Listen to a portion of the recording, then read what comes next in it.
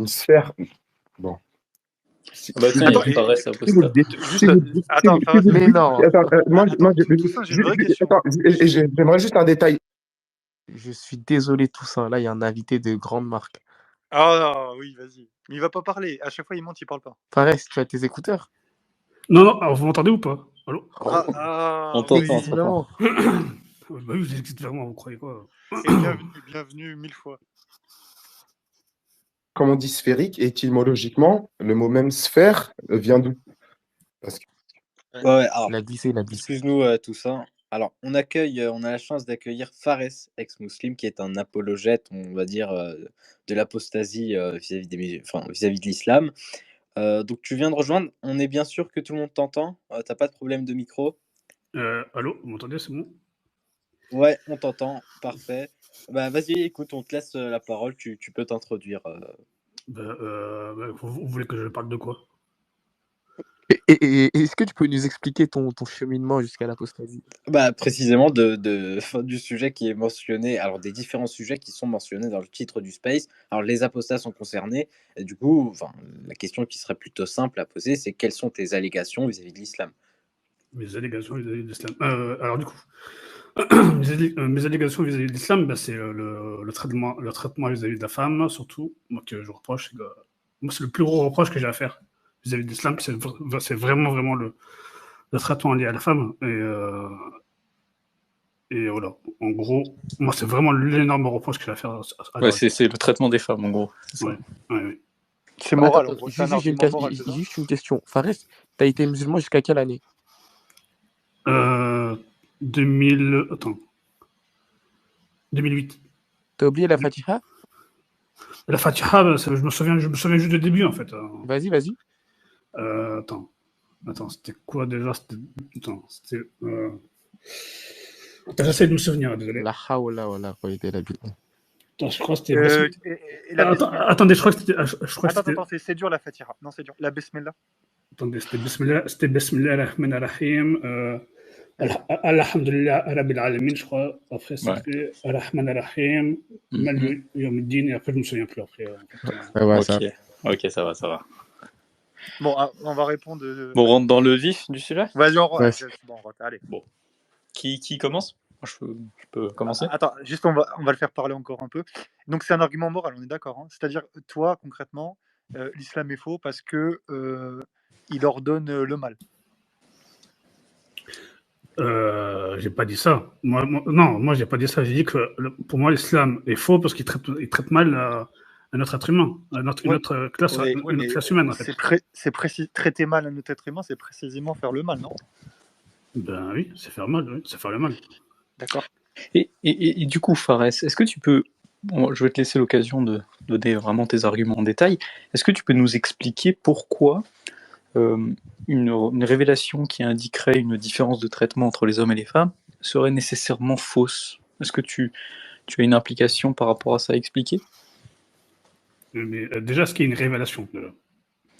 Bah, justement, toi, tu dis que l'islam est faux, ou du moins le contenu de la révélation islamique est faux, parce que en islam, il y a une différence de traitement entre les hommes et les femmes. En quoi le fait qu'il y ait une différence de traitement entre les hommes et les femmes, dans une doctrine, par exemple, je vais utiliser le terme doctrine comme ça, ce sera moins connoté, en quoi cela implique que la doctrine est fausse? Après, c'est peut-être purement moral, selon vous, je ne sais pas, mais pour moi, un dieu devrait traiter les hommes et les femmes, enfin, deux êtres humains de manière égale, en fait. Je comprends pas, en fait. Et pourquoi il devrait faire ça, le dieu? Parce que... au nom de quoi? Au nom de quoi? Au nom de l'égalité. Je ne sais pas, au nom de l'égalité. Donc pour toi, Dieu, il est obligé de donner un traitement égal à tout le monde. Bah oui. Et tu peux prouver cette affirmation? Est-ce que toi, tu serais capable de prouver l'affirmation inverse, qu'un dieu est obligé de traiter un être humain de manière différente? Alors Fares, c'est toi qui viens de faire un argument. C'est toi qui dis l'islam est faux parce que le Dieu islamique traite les gens de façon différenciée. Or, traiter les gens de façon différenciée, un Dieu ne peut pas le faire. C'est ton argument, donc c'est toi qui dois prouver tes prémices. Est-ce que tu peux m'expliquer pourquoi un Dieu devrait traiter les gens de façon absolument égale? En quoi il devrait respecter ce principe-là? Et encore moins le dieu islamique. Moi, je te dis, hein, d'un point de vue islamique, nous, on dit pas ça. Hein. Nous, on n'est pas d'accord pour dire que Dieu traite les gens de façon complètement égale ou qu'il doit le faire. C'est pas notre position. Donc pourquoi un dieu devrait être comme ça?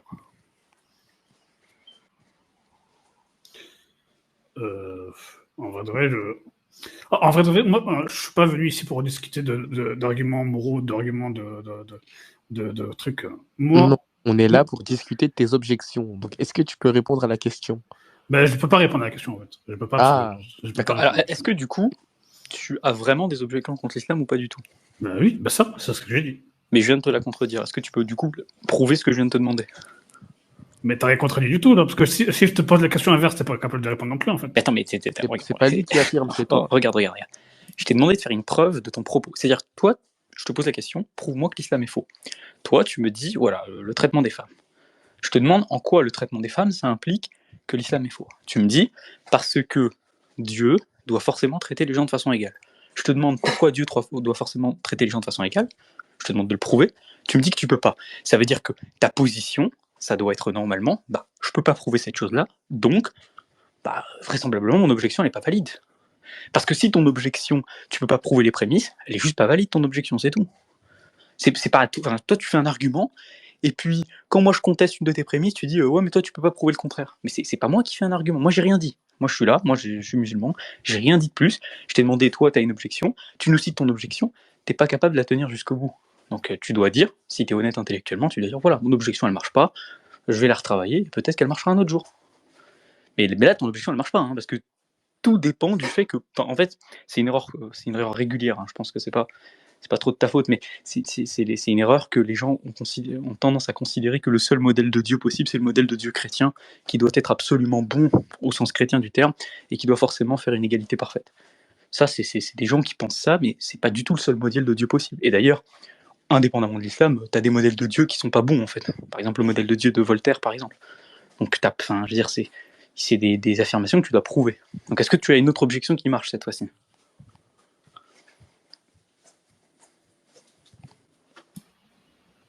Par exemple, sur le mariage d'une petite fille, Ouais. ça a été prouvé scientifiquement qu'une petite fille qui a des relations sexuelles, c'était très dangereux pour elle. De manière scientifique, que ça pouvait provoquer des lésions internes et des lésions externes de manière comment dire, de manière.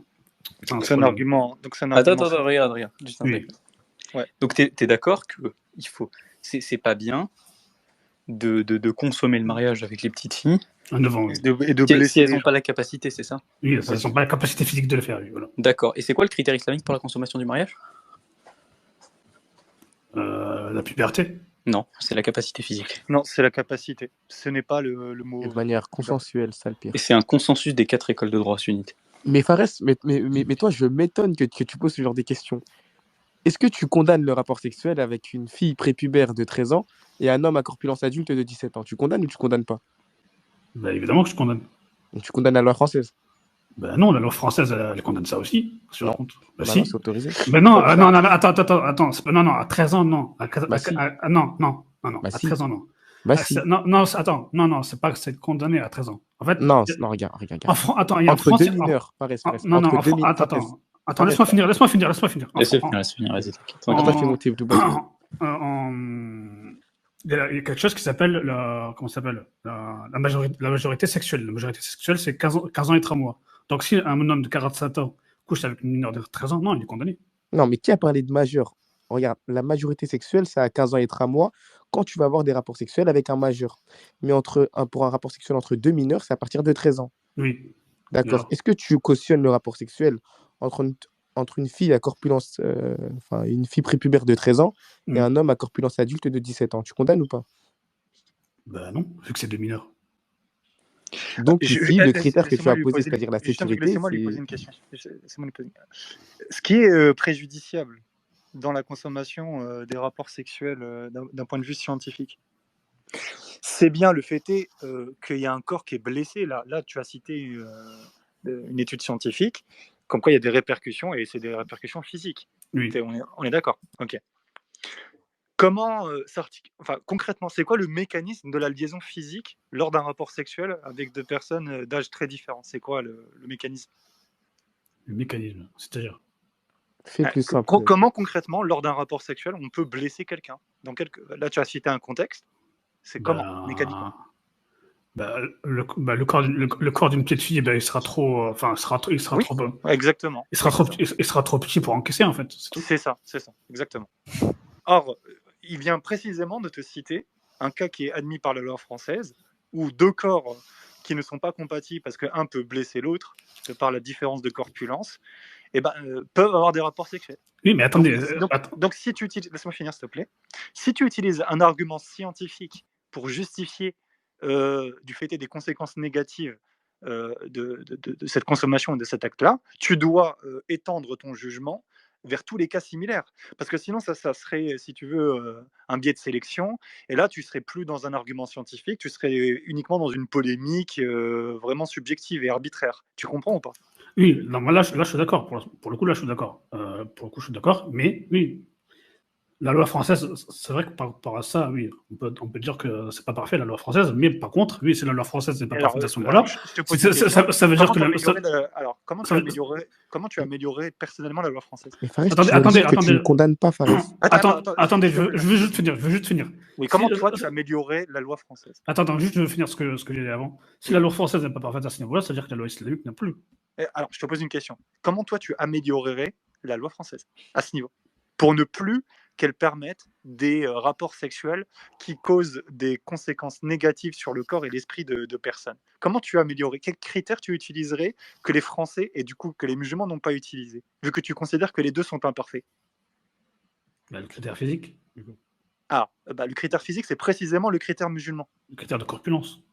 Oui, voilà, c'est ce qu'on appelle la qudra chez nous. C'est précisément le critère qu'on a. Concrètement, tu viens de te dire que tu veux améliorer les lois de la République française avec le critère islamique de la charia. Non, le critère islamique, c'est pas ça, par contre. Hein. Bah si, c'est ça. Bah si, c'est ça la qudra. Je peux te citer des livres si tu veux. Hein. Le critère islamique, c'est la puberté uniquement, c'est tout. Donc non, attends, juste. Attends, tu as dit le critère islamique, c'est la puberté. Peux-tu me citer un des textes des 4 écoles de droit sunnite qui dit que le critère islamique, c'est la puberté?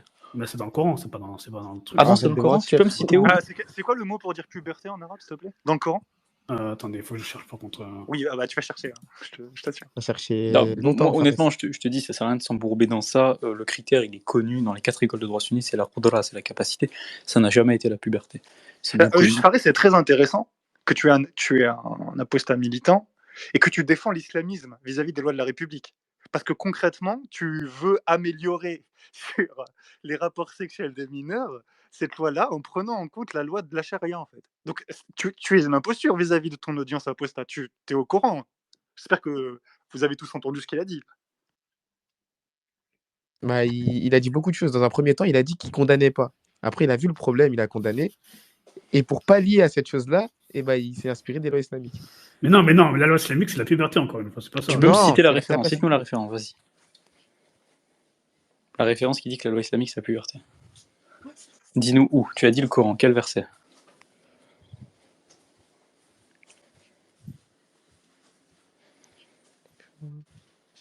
Là, tu es en train de nous imposer des lois alors que tu sais pertinemment que c'est faux. Chez nous, de manière consensuelle, Juste, Faris, toi, tu es quelqu'un qui veut le bien dans le monde et un minimum de souffrance. Tu es d'accord? Je crois qu'il est en train de chercher, donc... Attends, oui. Fares, toi, concrètement, tu préférais un monde où il y a moins de souffrance. On est d'accord? Attendez, j'ai une question. Comment dire donc, comment vous expliquez qu'alors que le prophète il a couché avec une femme... Attends, Fares, s'il te plaît. Une chose à la fois. Toi, je t'ai posé une question. Oui. Toi, tu préférais que le monde il soit rempli de moins de souffrance, et en particulier les enfants. On est d'accord? Les enfants, tout le monde, en fait. Ok, d'accord. Donc, pourquoi toi, tu viens nous imposer une interprétation pédophile de l'islam alors que nous, on te dit qu'on n'admet pas ça, en fait? Donc là, concrètement, c'est quoi l'intérêt de ta discussion, si ce n'est de promouvoir la pédophilie, Fares?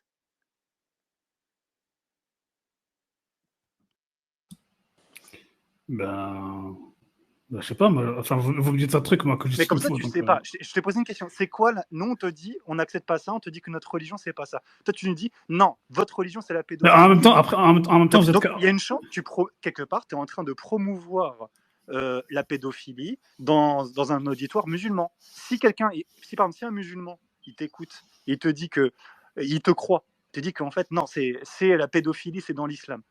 Bah, en fait, tu viens de promouvoir la pédophilie, tu viens de rajouter des souffrances à des enfants dans le monde. Concrètement, tu viens de faire un acte immoral. Donc, c'est quoi l'intérêt, Fares? Si ce n'est être dans le militantisme le plus, si tu veux, réactionnaire, c'est quoi l'intérêt, Fares, de faire ce que tu fais? Du coup, ce que tu dis, c'est que le prophète, il a promu la pédophilie en ce moyen, en couchant avec une femme de 9 ans. Réponds à ma question. D'accord. Fares, réponds à ma question. C'est quoi l'intérêt de promouvoir la pédophilie alors que on te dit que non? Non, je ne promouvois pas la pédophilie. Bah, alors, c'est simple. Nous, Promeux. Oui, pardon. alors, nous, on est musulmans. On te dit que nos lois religieuses n'acceptent pas ceci. Toi, tu nous dis non, vos lois religieuses, c'est pas ça. C'est la pédophilie. Quel est l'intérêt de cette phrase, Fares?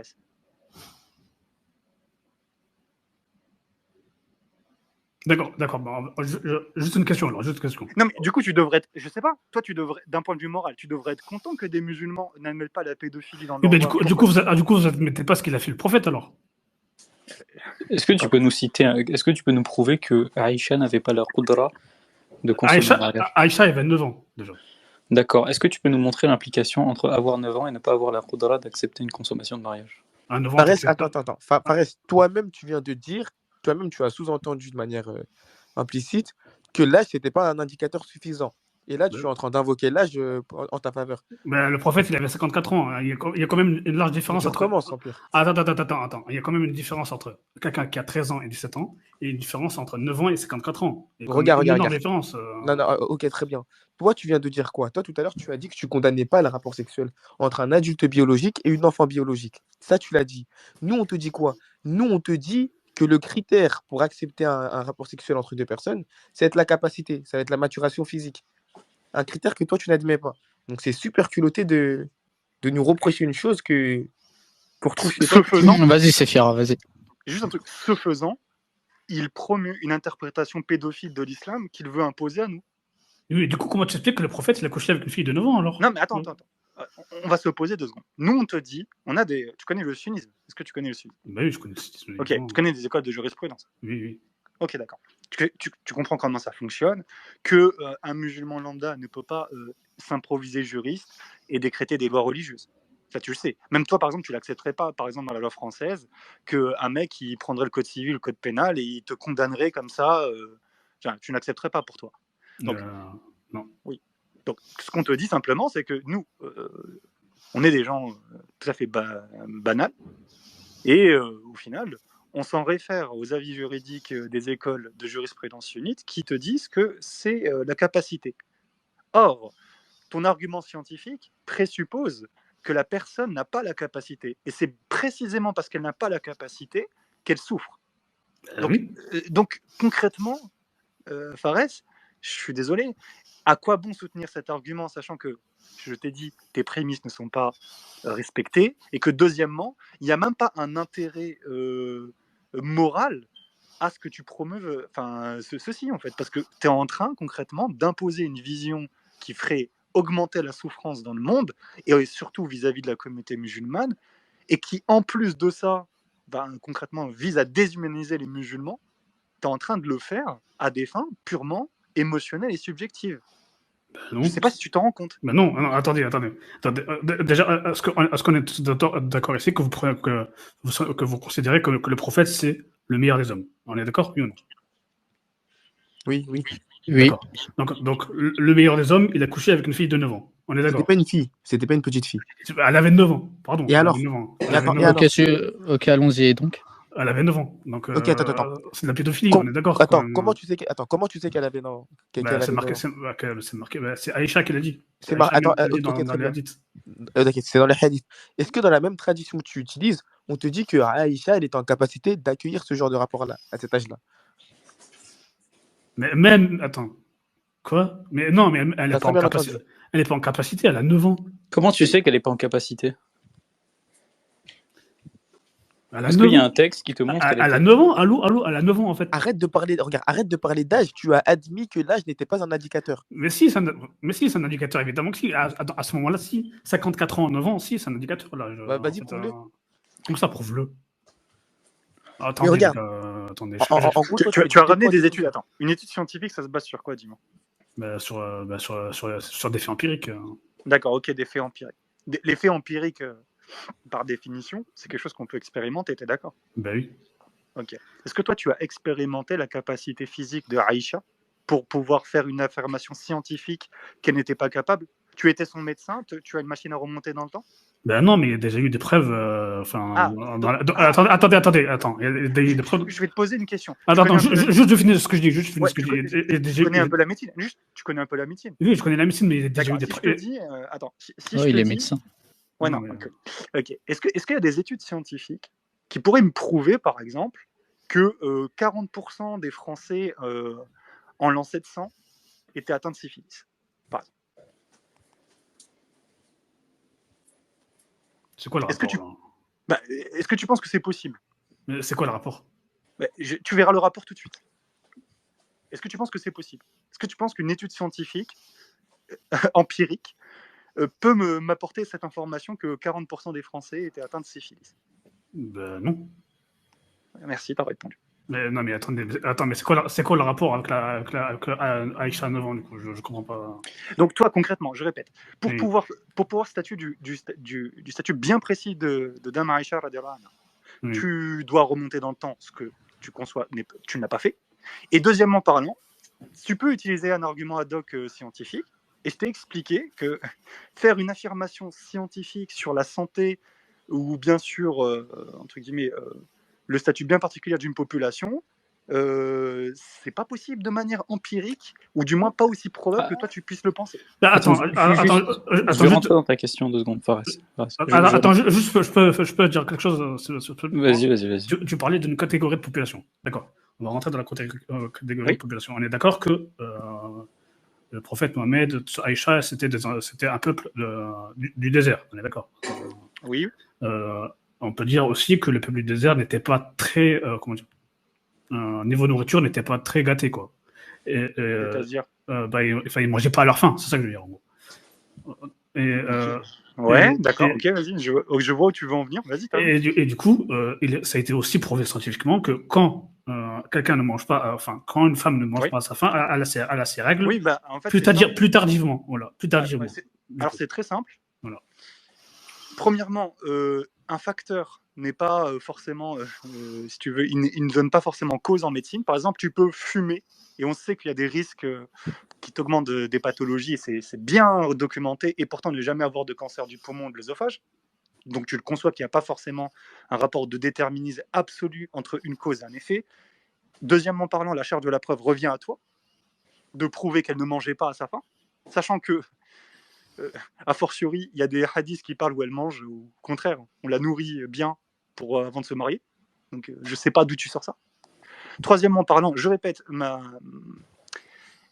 allégation principale, c'est que tu utilises un argument scientifique qui a force, de par son statut empirique, c'est-à-dire vérifiable, c'est-à-dire reproductible, c'est-à-dire indépendant. Or, les critères même de scientificité ne sont pas alignables dans le cadre de scientificité. Merci. Si tu veux, le fait même que tu puisses apporter une preuve scientifique, que cette preuve fasse preuve, justement, les critères ne sont pas alignés, mon cher Fares. Pour le cadre, oui. D'accord, donc on va rester sur un truc, établi. L'évolution humaine. L'évolution humaine, l'humanité n'a pas évolué de manière spectaculaire entre l'an 0 et aujourd'hui. On est d'accord. Ça n'a pas évolué d'une manière spectaculaire. Ça dépend. Attends, juste un truc. De manière spectaculaire. Attends, juste un truc. Ça dépend ce que tu appelles spectaculaire. Si gagner 20 à 30 cm en taille, si gagner 20 à 30 années d'espérance de vie. Non, mais attends, je sais pas. Et par exemple, je vais donner un exemple. Quelqu'un qui gagne, imaginons un humain du passé, il vient, des gens qui vivent à 110 ans, etc., sans trop de problèmes, etc., lui, peut-être, ça serait spectaculaire pour lui. Donc, c'est subjectif, ton critère de spectaculaire. Oui, bon, on va dire entre quelqu'un, on va enlever l'époque moderne. On va rester sur 0.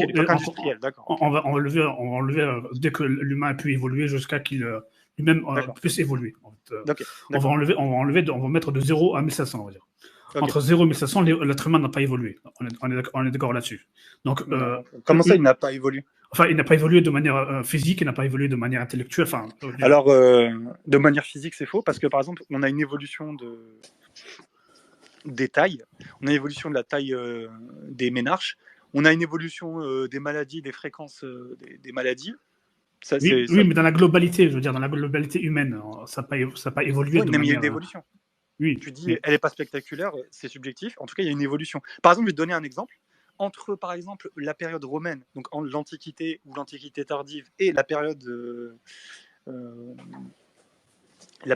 excuse-moi, la période de la Révolution industrielle, donc 18e siècle, 19e siècle, il y a eu une évolution notable sur l'âge des ménarches, qui est l'âge des règles chez les filles. Il y a une étude que je pourrais te produire qui te montre ceci. Ok. Mais on est quand même d'accord on est d'accord pour dire que une fille de 9 ans d'aujourd'hui, une fille de 9 ans oui. du 6e siècle, c'est la même chose, du 7e siècle, pardon, c'est la même chose. Alors, c'est très simple. C'est la même chose. C'est très simple. Comment tu peux prouver cette affirmation? Ça revient à toi, la charge de la preuve. Nous, on te dit simplement que si une fille, actuellement, peu importe l'âge qu'elle a, peu importe l'âge qu'elle a, elle n'est pas en capacité d'avoir un rapport sexuel avec innocuité, alors la consommation de ce mariage est haram. Mais à 9 ans, elle ne peut pas avoir de rapport sexuel. Voyons, c'est pas possible. Attends, Fares, tu as dit quelque chose tout à l'heure. Tu as dit, on est d'accord, Fares, que le critère de la capacité, il est important, puisque quand il n'y a pas de capacité, il y a des souffrances et des conséquences négatives sur la personne. On est d'accord? Oui. D'accord. Donc, toi, tu prétends que Aïcha n'avait pas la capacité, n'est-ce pas? Bah, à 9 ans, non, tu ne peux pas avoir la capacité. D'accord, elle n'avait pas la capacité. Donc, il y a des conséquences négatives sur son physique, n'est-ce pas? Bah oui. Elles sont mentionnées où, ces conséquences négatives sur son physique? Oui, c'est simple, oui. Par exemple, attendez, est-ce que là, j'ai une question. Quand on lit, attends, juste je finis. Parce que quand on regarde dans la tradition islamique, il n'est jamais mentionné une seule fois que Aïcha se soit plainte de contraintes physiques en lien avec une consommation, ou même qu'elle ait eu des séquelles. Or, toi, le critère pour que tu puisses dire que c'est mal, c'est qu'il n'y a pas de capacité, donc il y a des séquelles, mais il n'y a pas de sachant séquelles. Que pour établir un diagnostic en médecine, il faut avoir une concordance entre un tableau clinique, qui est un ensemble de signes observables par déjà la personne en premier lieu, mais bien entendu son entourage. Donc s'il n'y a pas un tableau clinique pour diagnostiquer d'une maladie, on est là vis-à-vis d'une pseudo-science. Ce n'est pas de la médecine, ce n'est pas une science empirique que tu es en train d'apprendre. Attendez, mais au 7e siècle, est-ce qu'il y avait de la médecine? Est-ce qu'il y avait des observations à ce niveau-là? Oui, par exemple, au 7e siècle, tu avais en circulation les textes de Galien. Non, mais dans le désert d'Arabie, est-ce qu'il y avait des... Oui. Tu avais en circulation les textes de Galien, les textes d'Hippocrate. Tu avais une université, je crois qu'elle s'appelle... c'est pas Nishapur, mais... c'est en Perse, il y avait une université. Ouais, il y avait une université. Il y avait des médecins qui étaient là-bas. Il y avait une étude, une connaissance de la médecine dans le monde indien et chinois. Et Aïcha avait appris la médecine par ailleurs. C'est ça qui est intéressant. Exactement. Donc, non, concrètement, Et d'ailleurs, au passage, juste, je vais te poser une question. Que penses-tu des descriptions de l'embryologie dans le Coran, par exemple? Ça, j'en ai entendu vaguement parler. Je crois que c'est les os qui apparaissent avant la chair ou un truc comme ça. Et ça vient d'où? Alors, juste cette description-là, elle vient d'où, à ton avis? Non, mais juste, attendez, on va rester sur elle vient d'où, s'il te plaît? C'est quoi, par exemple, tes compatriotes apostats et athées, et des mecs comme Maestro, ils vont te dire ça vient d'où, ça? J'en sais rien, moi. Je sais pas. Ils vont te dire ça vient de Galien. Ils vont te dire que ça vient d'Hippocrate. Et justement, Galien, il est connu pourquoi? Il a fait un traité d'obstétrique. C'est littéralement un traité de gynécologie. Donc, concrètement, si tu veux, si toi, tu t'en réfères à tes copains qui te donnent une mention intellectuelle, tu vas leur expliquer que Mohamed, il a réussi à copier dans Galien ce qui est en rapport avec l'embryologie, tout en ignorant spécifiquement la connaissance liée à la gynécologie. Tu leur expliqueras ça et on va bien rigoler. Non, il me semble avoir vu une vidéo où il disait que c'était l'inverse, que le Coran expliquait l'inverse de ce qui était dans la médecine, il me semble. Mais après, ça c'est pas un sujet que je maîtrise, donc je vais pas rentrer là-dessus. Ouais, mais en tout cas, c'est juste pour te dire, voilà, c'était un petit fun fact. Vas-y, je te laisse. Attendez, il y a le docteur Lahlou qui voulait parler tout à l'heure. Vas-y, docteur. Oui, salam alaikum. C'est drôle.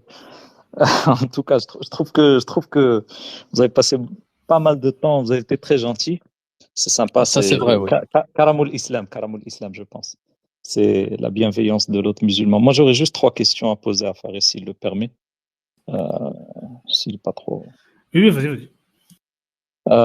Tu as dit que Aïcha s'est mariée à 9 ans. Comment tu le sais? C'est dans les hadiths. Ok, donc les hadiths, c'est une source authentique pour toi? Tu reconnais la véracité de ce qu'il y a dedans? Oui, c'est une chaîne de transmission. Non. Oui. Oui, tu as dit oui. Oui.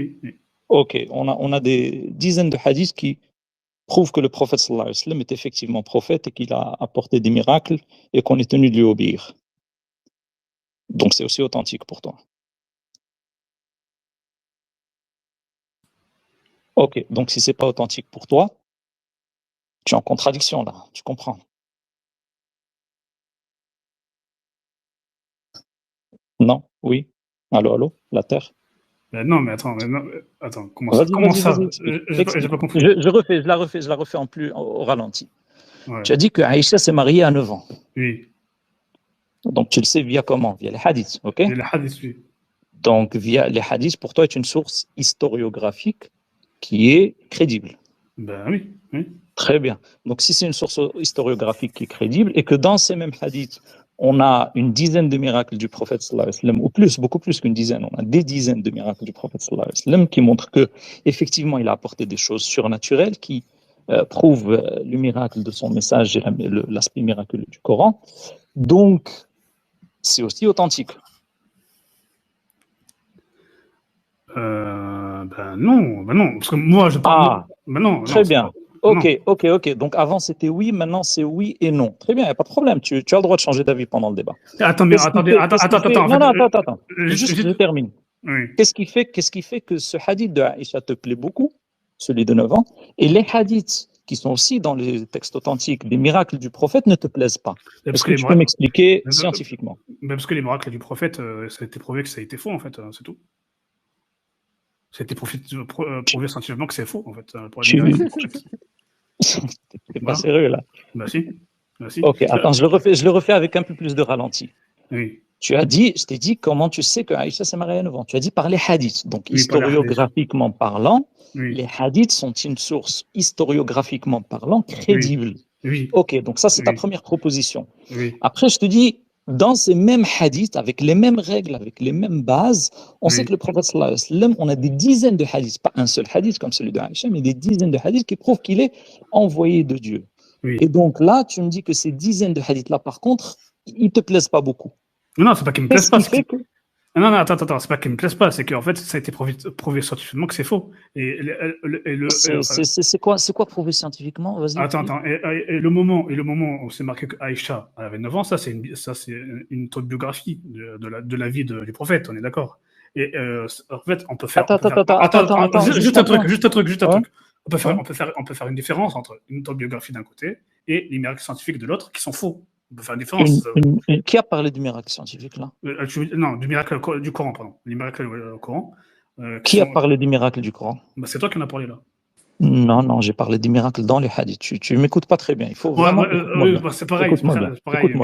Non, c'est pas pareil. C'est pas pareil en termes de degrés. Mais je pourrais t'expliquer ça plus tard. Donc en fait, tu me dis que tu t'appuies sur une autobiographie. C'est ça, une autobiographie?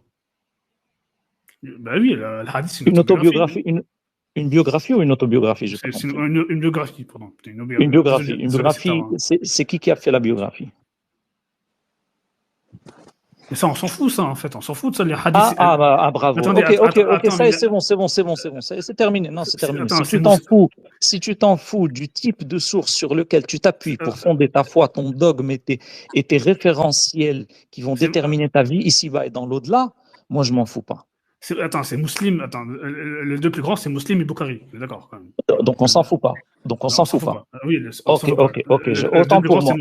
Voilà, c'est mieux. C'est déjà mieux que tu t'en fous pas, que tu changes de position. C'est toujours mieux. De toute façon, je vais dire une chose. Moi, j'ai pas de problème, Fares, à ce que tu changes de position pendant le débat plusieurs fois. Tant que quand même tu montres des aspects de quelqu'un qui veut chercher la vérité et pas de quelqu'un qui veut prouver des contre-vérités. Tu vois, il y a une différence. Donc, si on s'en fout pas maintenant des sources sur lesquelles on s'appuie pour déterminer nos croyances, nos dogmes et nos certitudes, Ok, il n'y a pas de problème. Donc en fait, pour toi, c'est une biographie ou bien c'est hadith, c'est Bukhari ou Muslim? Ben, c'est Bukhari et Muslim qui ont fait la biographie du Hmm, prophète. Non, Bukhari et Muslim n'ont pas fait la biographie du prophète. C'est qui t'a dit ça? Ben, ils ont rapporté les hadiths. En gros, ils ont compilé les hadiths, ils ont rapporté les C'est pas une Ah, biographie. Une c'est biographie, pas du tout une biographie du il faut prophète. que Je suis ça soit désolé. Il faut revoir narratif. tes sources. Il faut vraiment revoir il faut vraiment revoir ce que toi tu appelles des preuves scientifiques, des sources, de l'histoire. Ça a été prouvé. Toutes ces choses-là que tu dis qui sont très lourdes de sens. On se rend compte après 2 minutes et demie de débat qu'en fait, il n'y a rien qui tient. Tu vois, et ça fait peur. Ça fait très peur.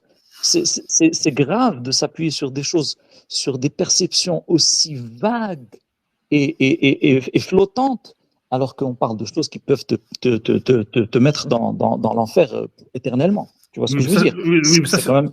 Donc, mais l'enfer, je continue le débat. Je continue le débat. Ça, c'était oui, mais juste un clin d'œil.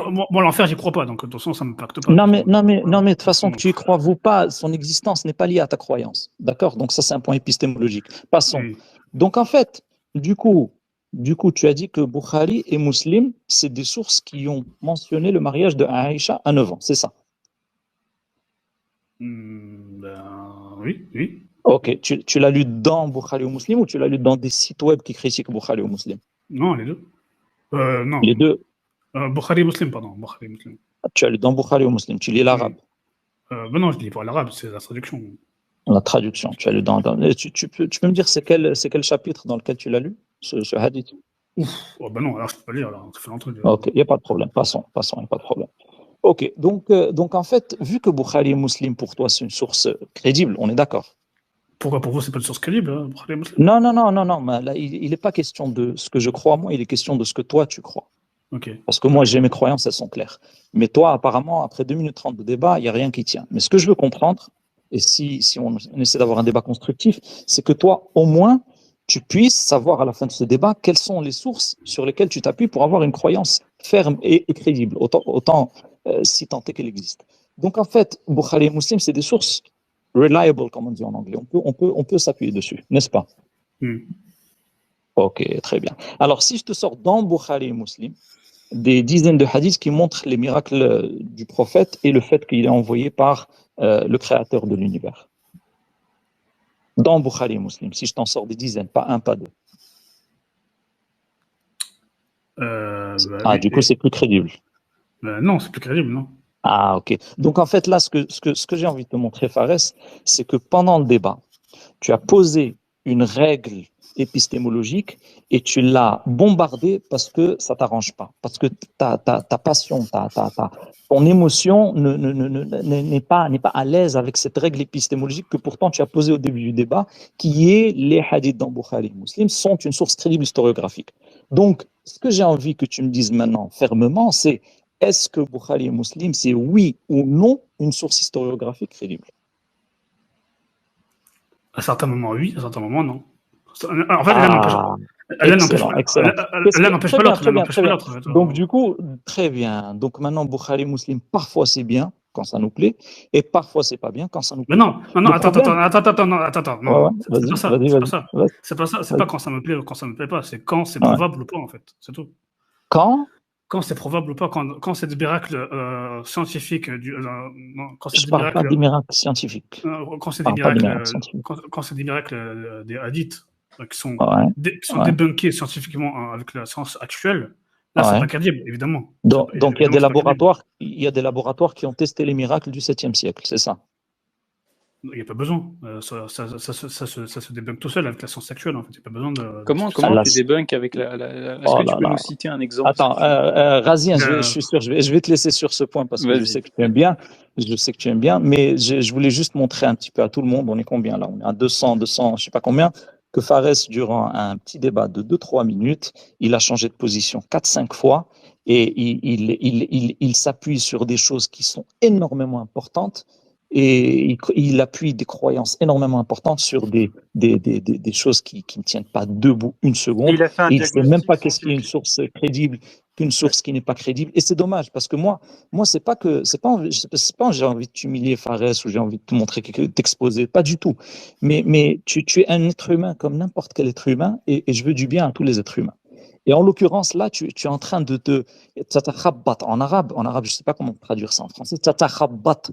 Tu es en train de. Je ne sais pas comment on peut traduire tatakhabbat, les amis. Il y a des mots pas traduisibles. C'est chaud. Tu es en train de te mettre des claques tout seul sur les fondamentaux épistémologiques et de méthodologie sur lesquels tu t'appuies pour fonder tes certitudes sur lesquelles tu attaques l'islam. Et juste d'un point de vue scientifique, il fait un diagnostic sans signe clinique. Il fait ce saut de paradigme, cette magie-là. Et je pense que il devrait. Alors ensuite, j'avais d'autres questions. Mais je pense que c'est même pas la peine. Vas-y. Non, attends, il faut que Von il discute avec lui du miracle parce que c'est important. Pour lui, il dit que il exclut. Alors, juste 2 secondes avant que je te laisse la parole, il y a énormément de personnes qui font des demandes pour intervenir. J'aimerais juste, par principe d'équité, que vous m'indiquiez en MP si possible, ou même dans les messages, votre bord ou votre croyance. Comme ça, on peut avoir des intervenants. Ouais, fais monter les apostats, les athées en général. Voilà, c'est ça. Donc juste, les apostats en particulier, parce que jusque-là, on n'a que Fares, ou les personnes qui sont, on va dire, véhémentes envers l'islam. Indiquez-moi en MP et je vous ferai monter. Vas-y, un Razien von Reiches. Ok. Donc quand il t'a posé la question, le docteur, tu as dit que parfois Al-Bukhari était une source valide et parfois Al-Bukhari n'était pas une source valide. Et tu as dit que le critère pour savoir si c'est valide ou pas, c'est que voilà, quand il y a des miracles scientifiques, quand il y a des miracles plutôt, ils ont été débunkés par la science. Est-ce que tu peux nous citer un exemple de miracle qui a été débunké par la science? La terre plate, déjà. Ah bon? Non, pas la terre plate, la terre en forme d'autruche, pardon. La terre en forme d'autruche. Est-ce que tu peux me citer le hadith où on parle de terre en forme d'autruche? Mais arrête. En fait, je sais pas si tu te rends compte, mais tu as un gros problème avec la maîtrise des sources. Il n'y a pas de hadith qui parle de ça. Et en fait, tu es encore, je pense, dans le truc des miracles scientifiques du Coran. En fait, il n'est pas en train de te parler de ça, le docteur. Il te parle de miracles surnaturels qu'a fait le prophète, qui ont été rapportés par les hadiths. Par exemple, il y a plusieurs exemples qui sont donnés, mais par exemple, le fait qu'il ait prophétisé à l'avance, le fait que Al-Hassan, son petit-fils, allait réconcilier 2 groupes de musulmans, le fait qu'il ait prophétisé à l'avance, le fait que Ammar ibn Yassir allait mourir durant une bataille entre 2 groupes de musulmans, bataille de Siffin, le fait que par exemple le prophète il ait produit lui-même de l'eau avec ses propres mains pour permettre à ses compagnons de faire les ablutions ex nihilo, le fait que par exemple le prophète ait réussi à faire tout un tas de ruptures des habitudes, on dirait. Donc est-ce que tu peux nous expliquer parmi ces miracles-là, lequel a été débunké par la science, comme tu dis? Du coup, alors je vais te répondre par une question. Je vais te répondre par une question, si tu permets. Tout à l'heure, il y a quelqu'un qui parlait avec moi qui me disait ouais, est-ce que tu étais à ce moment-là sur place pour savoir si Aïcha, à 9 ans, elle était truc ou pas? Elle était comment dire? Elle était capable d'avoir un rapport sexuel. Ouais. Est-ce que toi, tu étais sur place pour savoir que le prophète Mohammed a fait ça? Mais regarde, Fares, tu as dit tout à l'heure que Al-Bukhari et Muslim étaient des sources historiographiques crédibles. Oui. Bah donc pourquoi tu me contestes l'existence de ces miracles? Bah parce que moi je les conteste. Mais est-ce que toi... Non mais attends, pourquoi tu les contestes? Bah parce que c'est pas possible, physiquement c'est pas possible, scientifiquement c'est pas possible. Alors pourquoi physiquement c'est pas possible? Peux-tu l'expliquer? Bah parce que la médiumnité ça n'existe pas en fait, c'est tout. Ah bon, ça n'existe pas. Tu peux donner une démonstration s'il te plaît? Non, tu peux pas. Attends, si, tu connais Clément Fraise ou pas? Non, ça me dit rien. Enfin bref, c'est quelqu'un qui a débunké énormément qui a débunké 2-3 médiums sur internet et ça a été facilement écoute, soit tu me cites les arguments de Clément Fraisse, soit lui-même il vient me réfuter. Mais en fait, ce que je veux dire, je vais te poser une question plus simple. Est-ce que c'est une possibilité logique que les miracles se produisent? Ah, Razien, attends. Tu parles à quelqu'un qui sait même pas c'est quoi une possibilité logique. Qu'est-ce que tu, je sais pas, mais qu'est-ce que tu, enfin c'est pas, je sais pas. Franchement, tu donnes beaucoup plus tu peux pose-lui la question. C'est quoi une possibilité logique, Fares? Ouais, de façon générale. C'est quoi une possibilité logique, Fares? Possibilité logique, c'est une possibilité. Ben, je sais pas. Une possibilité logique, c'est une possibilité qui est logique.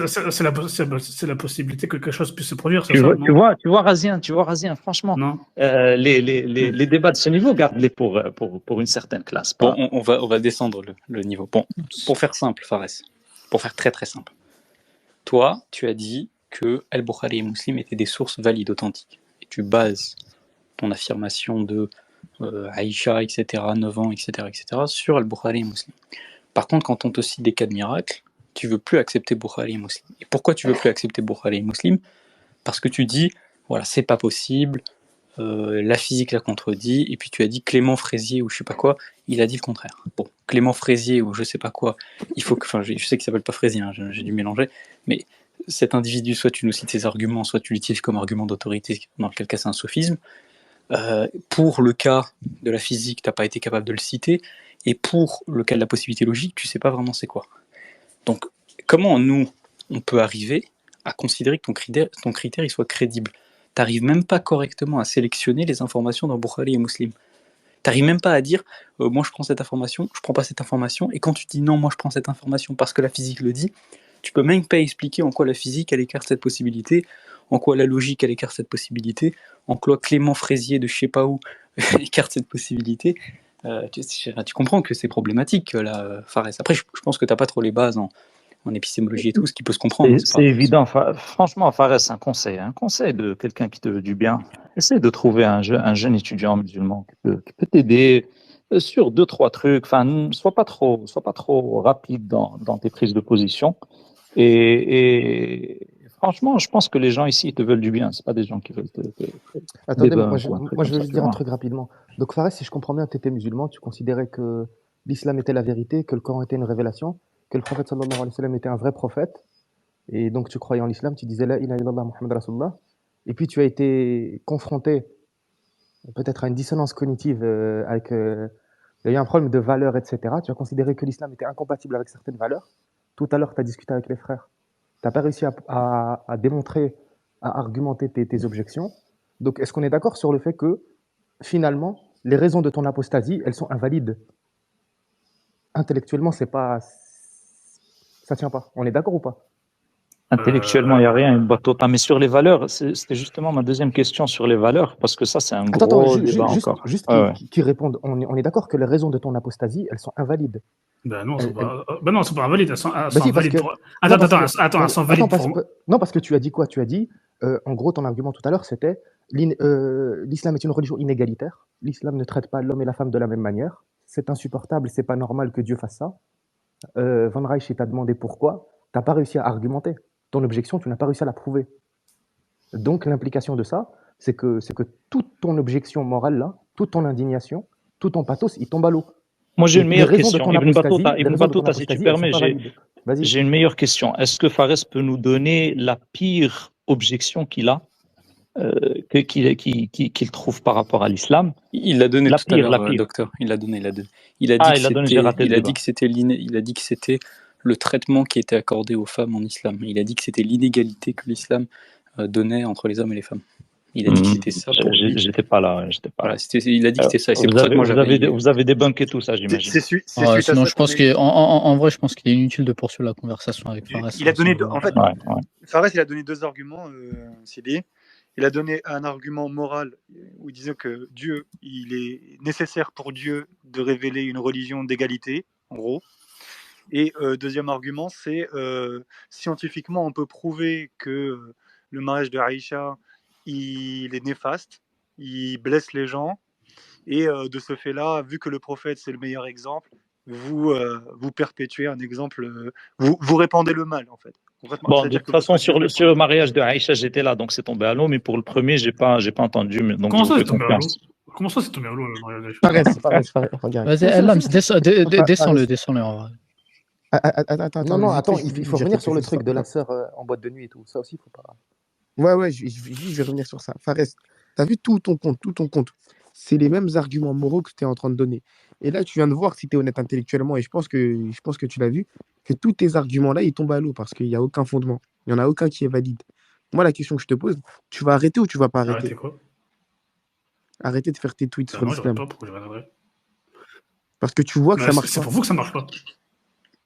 Attends, c'est intéressant. Là, je vais poser une question. C'est quoi l'intérêt de faire apostasier les musulmans, mon intérêt, c'est pas de faire apostasier les musulmans. Mon intérêt, c'est de. Attendez. Mon intérêt, c'est pas du tout de faire apostasier les musulmans, pour contre. Tu milites. Non, mon intérêt, c'est de réduire les inégalités, en fait. C'est tout. Entre les hommes et les femmes. D'accord. Voilà, okay. C'est de réduire les inégalités. Oui. Okay. Quelle inégalité en particulier? Entre les hommes et les femmes. Non, mais par exemple, en Bah, France, c'est quoi l'intérêt de faire apostasier des musulmans français, par exemple? Mais c'est pas mon intérêt de faire apostasier des musulmans, je viens de le dire. Bah, Pourquoi tu milites pas pour réduire les inégalités entre les riches et les pauvres? Attends, parce attends, juste une chose. Parce que, ok.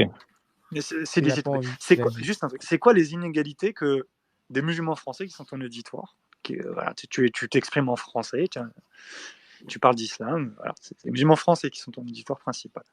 C'est quoi l'intérêt, Fares, d'essayer de les faire apostasier, ces gens-là particulièrement, vis-à-vis de la problématique de l'égalité homme-femme? Dis-moi. Alors, encore une fois, je ne veux pas faire apostasier les musulmans français. Mon intérêt, c'est de faire en sorte que les femmes vivent de la même manière que les hommes. C'est tout. Ouais, mais en Et fait, si par les femmes exemple, musulmanes n'ont pas envie de tu pourrais cela? avoir une C'est argumentation gravissime. libérale ou légaliste ou républicaine vis-à-vis de promouvoir l'égalité entre les hommes et les femmes sans passer par la critique religieuse de l'islam. Parce que moi j'estime que l'islam est une égalité entre les hommes et les femmes. Voilà. Alors, je repose ma question. Dans le contexte de l'islam français, Oui. pratiqué par des musulmans français, Oui. quelle est l'inégalité entre les hommes et la femme que tu combats? Je sais pas. La boîte de nuit, dis-lui, Fares. Attends. C'est quoi? Cite-moi des choses concrètes. Le contrôle social, le fait que le voile ne soit pas, le fait que le voile peut être une obligation. Donc le contrôle social. Le contrôle social, le fait que le voile, que les femmes sont souvent. D'accord. Alors en France actuellement, c'est obligatoire le voile? Non, c'est pas obligatoire, mais pour certains, oui. C'est ça le problème. Non, juste, c'est obligatoire par la loi? Par la loi, non, mais socialement, à certains endroits. La coercition. Alors, Fares, la coercition vis-à-vis d'imposer le voile à quelqu'un, c'est puni ou pas par la loi française? Non, c'est pas puni. Mais Ah, c'est pas puni. Attends, la coercition. Non, c'est pas puni dans le cadre familial, c'est pas puni. Non, comme ça, c'est pas puni. La pression sociale, elle n'est pas punie. Alors c'est simple. On va prendre un cas. La pression sociale n'est pas punie. Une fille se plaint. La pression sociale n'est pas punie. Attendez, parce que ça commence à se couper la parole là. Une fille se plaint qu'on lui impose le voile dans une famille. Répéter encore une fois, la pression sociale n'est pas punie. Non, mais attends, faut pas. Alors, attendez les gars, parce que là vous êtes en train de vous couper la parole. Donc là, c'était Séphira qui ensuite on laissera peut-être Fares ou Eric Maes répondre à Séphira directement. Donc je vous en prie, vas-y Séphira, tu peux terminer ton propos.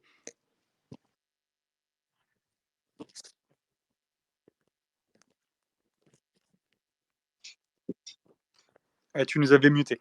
Donc, et si on trouve que d'un point de vue neurobiologique, il n'y a pas d'égalité entre les hommes et les femmes, qu'est-ce que fait Fares? Juste, c'est dit, je vais terminer mon point s'il vous plaît. Dans la loi française, si par exemple vous forcez votre fille à porter le voile et qu'elle se plaint à une autorité, qu'elle soit mineure, qu'elle soit majeure, c'est puni par la loi.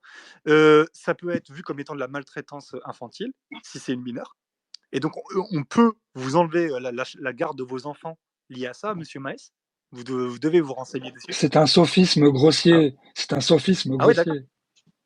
D'accord. Oui, donc, c'est un sophisme. Attends, l'État français ne s'ingère pas dans l'éducation des enfants? Attends, j'ai juste une question. On est d'accord que aucune fille musulmane qui tient, enfin, comment dire, une fille musulmane qui est obligée par son père ou sa famille à porter le voile, aucune fille musulmane ne va voir les flics. Aucune personne. D'accord. Est-ce que c'est le problème de la fille? L'État français, lui, il a une loi. Il a un service social, d'accord? L'État français a un pouvoir de coercition et l'endoctrinement ou bien la maltraitance des enfants, ça va être considéré comme ça d'un point de vue juridique, c'est un délit. Donc, vous mentez en fait concrètement. Mais encore faut-il que la fille aille voir les flics en fait. Parce que faire une coercition, ça implique la force, monsieur. Mais encore. Il ne suffit pas de dire non. Il ne suffit pas de dire à ma fille tu vas mettre le voile, etc. Une coercition, c'est la force. C'est bien le mot, d'accord? Ensuite, vous parlez de pression sociale. Je suis désolé, la pression sociale, c'est dans tous les sens. Il y a une pression sociale pour les jeunes à boire de l'alcool, qui est nocif d'un point de vue scientifique. Et je peux. Mais on n'a jamais dit le contraire. Il y a des pressions sociales. Je n'ai jamais dit le contraire. Alors, je suis vraiment désolé, je dois recouper les micros, mais c'est pour la bonne tenue et la bienséance du space. Là, on a pas mal d'auditeurs, donc on va essayer de rendre ça audible. Les gars, essayez de ne pas vous couper la parole. Là, pareil, c'était Séphira qui avait la parole, donc je te la redonne, Séphira, vas-y. Et Eric Maes, s'il vous plaît, essayez de vraiment attendre que l'interlocuteur termine son propos. Je vous remercie, à vous les micros. Donc je précise, pour le cas bien particulier de la coercition, qui est visiblement le motif qu'utilise Fares pour justifier son militantisme, eh bien, ce cadre-là est déjà encadré par la loi française, avec les délits que je vous ai mentionnés. Et concernant le cadre de la pression sociale est une mécanique qui, premièrement, est multidirectionnelle, c'est-à-dire qu'il n'y a pas qu'une pression sociale islamique en France, il y a une pression sociale athée, il y a une pression sociale républicaine, il y a une pression sociale vis-à-vis de comportements illégaux liés à la consommation de drogue ou de comportements à risque, et tout cela, ça n'est pas condamné par des comptes pour Fares, qui est soi-disant, entre guillemets, et quelqu'un, un grand conséquentialiste utilitaire qui veut réduire la souffrance des femmes dans le monde. Donc la question étant, c'est que vous ne pouvez pas utiliser ce facteur bien précis dans le contexte français pour dédier des comptes entièrement liés à l'islam. Sachant que l'islam, dans sa pratique, dans sa praxis, c'est-à-dire la croyance la plus commune des musulmans en France, c'est une religion qui respecte la loi française. C'est-à-dire que un père qui irait taper sa fille pour qu'elle mette le voile, ça existe dans soit des revues de brèves ou des revues d'actualité qui sont des épiphénomènes, ou bien ça existe dans des théories du complot sur le frérisme, ou que sais-je, que vous êtes abreuvé à ça sur CNews, et entre autres. Ce n'est pas le cas de la majorité des gens. Donc ça, c'est quelque chose qu'il faudrait éventuellement revisiter, et pour avoir un point d'attaque plus précis et plus pertinent. Par exemple, vous aurez pu dire l'islam est dangereux pour X raisons. Vous auriez pu dire. Effectivement. Vous auriez pu dire que l'islam est dangereux intrinsèquement pour X raisons, et que du coup, militer contre l'islam, c'est un bien pour la République. Et militer pour l'islam, il faut aller jusqu'au bout. Ça serait éventuellement vers une interdiction totale ou relatif lié à certains textes, etc. Donc là, il faudrait éventuellement être dans un antithéisme assumé, et pas être dans une posture morale qui, comme on vous a dit, n'est pas consistante. Donc, c'est sur ce point-là bien précis que je voulais vous dire. Et puis, Fares, on répète, vous avez démontré à travers ce débat-là que vous n'avez aucune objection morale, ni scientifique, je précise, ni scientifique, ni objective vis-à-vis de la véracité de l'islam. Donc, pourquoi promouvoir l'apostasie, sachant que les valeurs que vous défendez sont déjà défendues, je répète, sont déjà défendues par les valeurs de la République française, et qu'un simple patriotisme, un simple nationalisme français suffit. Donc, c'est ça que je voulais dire. Je vais vous laisser parler. Je vais répondre et je vais arrêter là. En fait, pour la science, déjà pour Aïcha, ça a été prouvé par la science qu'une femme qu'un corps mineur d'une fille, d'une petite fille, j'avais pas prononcé. Qui t'a dit que c'était une petite fille? Non, attends, je vais répondre. Mais non, parce que là, tu assumes des choses que tu n'as pas prouvées. À 9 ans, on est une petite fille, tout simplement. Comment tu sais qu'elle a 9 ans? Bref. Ce que je veux dire, c'est que la science a montré que... Attends, juste je réponds. Non, t'es pas sérieux. Comment tu sais qu'elle avait 9 ans? Juste, je réponds. La science a Non, c'est pas juste. Comment tu sais qu'elle avait 9 ans? La science a démontré que... Non, la science n'a rien démontré. Comment tu sais qu'elle avait 9 ans? Juste, laisse-moi finir. La science a démontré qu'à 9 ans, une femme, une petite fille ne peut pas encaisser de rapports sexuels et que ça avait... C'est faux. 12% des Anglaises ont eu des rapports sexuels avant 12 ans. 12% des Anglaises, ça te fait plus que 10% de la population des Anglaises a eu des rapports sexuels avant 12 ans. Donc arrête de raconter n'importe quoi de la science, je sais pas quoi. Bref. Comment ça? Je te pose une question sur la source, tu me dis bref, je te pose une statistique, tu me dis bref. Non mais quoi? C'est pas sérieux ça, c'est pas sérieux, c'est pas sérieux quand même. Apportez la source, docteur. Bref, ce que je veux dire, en fait, je vais assumer un truc devant vous. En fait, mes objections de l'islam et le fait que j'aime pas l'islam sont purement subjectives. Voilà, je l'assume. Ok, parfait. Merci beaucoup. Attends, je l'assume. Yallah, salam alaikum. Attends, juste avant de partir. Laissez-le terminer son point, s'il vous plaît. Juste terminer un truc. Je l'assume complètement, en fait, que mon point de vue sur l'islam, et comme chez tout le monde, et comme chez tous les musulmans, c'est subjectif, et c'est sujet à interprétation. Votre interprétation, vous avez votre interprétation. Sans souci. Et d'autres ont leur interprétation, et chacun son interprétation. C'est émotionnel, il n'y a pas de problème, les émotions, ça passe. C'est comme je t'ai dit, comme je t'ai dit, nous, on te veut du bien, essaie de trouver un jeune étudiant en islam qui peut essayer de discuter avec toi sur ces points, il n'y a pas de problème, on peut discuter de ça en privé avec plaisir. Attends. Mais Fares, en gros, là, tu viens de dire que toutes tes objections, c'est subjectif. En gros, c'est propre. C'est bon, c'est même pas la peine de le répéter. C'est pas la peine de le répéter. Il a dit, il va s'arrêter là. C'est bon. Juste si vous On peut faire une remarque, Lams, ou c'est pas une question à possible? Fares, s'il vous plaît. Donc, Fares, si tu dis que chacun il a son interprétation et toute interprétation est égale par ailleurs, pourquoi toi tu promeus, excuse-moi, une interprétation pédophile de l'islam?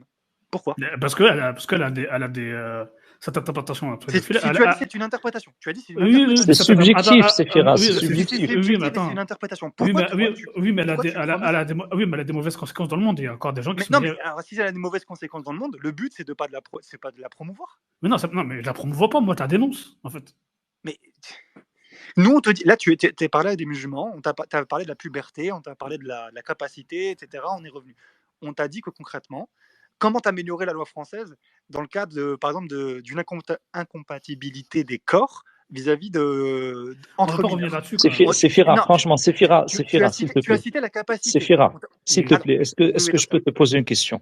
Il y avait un moment très, très intéressant dans le débat où il a dit « Je reconnais devant tout le monde que mes objections sur l'islam sont subjectives, donc c'est émotionnel. S'il te plaît, on peut s'arrêter là. S'il te plaît, c'est Fira, s'il te plaît. » Ben oui, attendez. Non, Ibn Battuta, s'il te plaît. Ibn Battuta, s'il te plaît. Fais-moi confiance. Fais-moi confiance, c'est pas ça, Eric. Pas ça, Eric, s'il te plaît. Ne relance pas Fares, s'il te plaît. Du coup, attends, non, si, rapidement. Ah non, Sahbi, non, je suis désolé. Laisse-le parler. Laisse-moi terminer. Quand tu disais incroyable, Battuta, il parle tout le temps. Regardez, vous êtes dans le débat avec lui. Moi, je suis juste dans le troll. Parce que lui, il faut le troller. Fares, quand tu disais que tu prenais du plaisir à ce qu'on regarde ta femme, est-ce que tu peux nous expliquer ça? Mais non, mais je prends pas de plaisir, je m'en fous que les gens ils regardent ma femme ou pas, c'est tout. En fait, c'est pas ce que tu as dit dans le tweet. Non, c'est pas ce que tu as dit. Non, attendez, il y a Salem, il voulait parler. Ah si, c'est vrai. Parce qu'il voulait le snap, Salem. C'est vrai. Attendez, il y a Salem, c'est un apostat, il va peut-être aider Fares. En fait, t'as raison. Attendez, juste, parce que moi, en fait, j'ai pas vocation à rester ici pendant 3 heures. Moi aussi, je vais juste dire quelque chose et descendre. On n'a pas encore parlé de la boîte de nuit. Attendez, moi, en fait, je voulais dire. Non, mais là, monsieur Fares, vous êtes à l'épuisement. Je voulais juste dire que. S'il te plaît, écoute-moi. C'est un apostat, Salem, ton collègue. À défaut de te convaincre de retourner vers l'islam, j'espère qu'au moins qu'ils t'ont convaincu à pas laisser ta sœur aller en boîte de nuit quand même. Bah si, en fait, ma soeur elle est libre, elle fait ce qu'elle veut. Là-dessus, je reste dessus. En fait. Est-ce que tu joues cette situation ou pas? Est-ce que ça te fait plaisir de savoir ta sœur dans une boîte de nuit? Bah, c'est pas que ça me fait plaisir, c'est que ma soeur elle est libre, en fait. C'est tout. Mais est-ce que ça te fait plaisir qu'elle jouisse de sa liberté, vu que la liberté c'est une valeur importante? Bah oui, ça me fait plaisir qu'elle jouisse de sa liberté. Ok, c'est bien ce que je dis. Merci. Passe-moi son snap, s'il te plaît, Fares. Ouais, balance le snap, s'il te plaît. Il y a des gens qui sont c'est ça votre niveau, Après, ça critique le mien. Bref, moi, ce que je voulais dire, c'est que, en fait, comment dire?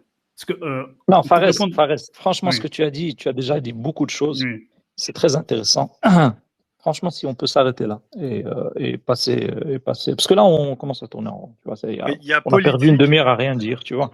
Donc, je pense que je voudrais poser quelques questions au docteur Mohamed. Suivant. Non, moi, je suis pas du tout hôte. Moi, j'étais juste intervenu sur Fares. Je suis pas hôte. C'est Razès et Lams qui sont hôtes. Donc, si tu as des questions, n'hésite pas à leur poser. Alors, juste.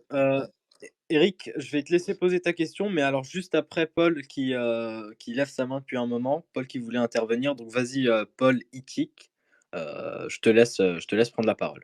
Je t'en prie. Juste une petite précision, une toute petite précision s'il vous plaît, excusez-moi, bonsoir. Fares, le réveil va être juste lourd demain. Salem, comment tu peux te moquer de Fares alors que toi tu as dit que tu pourrais laisser ta propre copine aller en string à la plage? Franchement Salem, un peu de respect. Est-ce que le débat C'est vrai, Salem, t'as dit ça. Va s'orienter vers du trolling? Le débat, on va rester un peu sur du sérieux. Non, vas-y, c'est juste pour Salem parce que c'est un apostat qui a fait et pourtant il se moque de Fares. Il y a des gens qui sont croyants, qui sont obligés de parler des sœurs des gens et tout ça. Salem, il nous donne sa pire objection de l'islam. Vas-y, Paul, on t'écoute. On t'écoute politique, vas-y. Bonsoir à tous. Merci de m'avoir fait monter. Je vais essayer de rebondir sur tous vos points que j'ai notés, en essayant d'élever le débat, parce que malheureusement, là, on touche un peu le fond et je pense que c'est pas dans votre intérêt ni dans le mien. Quand tout à l'heure, il y avait le médecin, le docteur, je sais pas s'il est médecin, le docteur Mohamed, qui prenait en référence, en contradiction, les propos des hadiths. Alors, les hadiths, c'est pour vous que ça a une valeur. C'est-à-dire que pour les gens qui ne sont pas croyants, évidemment que ça n'a pas de valeur. Mais par contre, nous, les non-croyants, on se réfère vis-à-vis de vos valeurs. C'est-à-dire que, imaginons les Anglais ou les Américains, leur échelle de valeur, ça va être le yard ou autre chose vis-à-vis de la système métrique, système d'évaluation. On a compris ton point, oui. Mais il posait la Voilà. question à Fares. Il demandait et Fares, lui, a admis que les hadiths avaient une valeur. C'est pour Oui, ça parce qu'il a qu'en fait, posé le la problème, question. c'est que vous êtes acharné sur Fares, qui malheureusement, à mon avis, était un petit peu dépassé. Et donc, je trouve pas ça très fair-play parce que Non, je veux bien te donner ta chance, avec plaisir. ah ben, la chance, je vais la relever. En gros, moi, j'ai sous les yeux des hadiths de Bukhari. Si c'est des hadiths, on est d'accord que les hadiths sahih, ce que vous appelez les hadiths sahih, c'est des hadiths qui sont reconnus par votre croyance, votre obédience, on va dire, comme étant véritables et donc qui font référence en la matière. Oui, ça s'appelle Bukhari, oui, on prend. Voilà. Donc moi, j'ai une traduction, allez, parce que je ne parle pas arabe.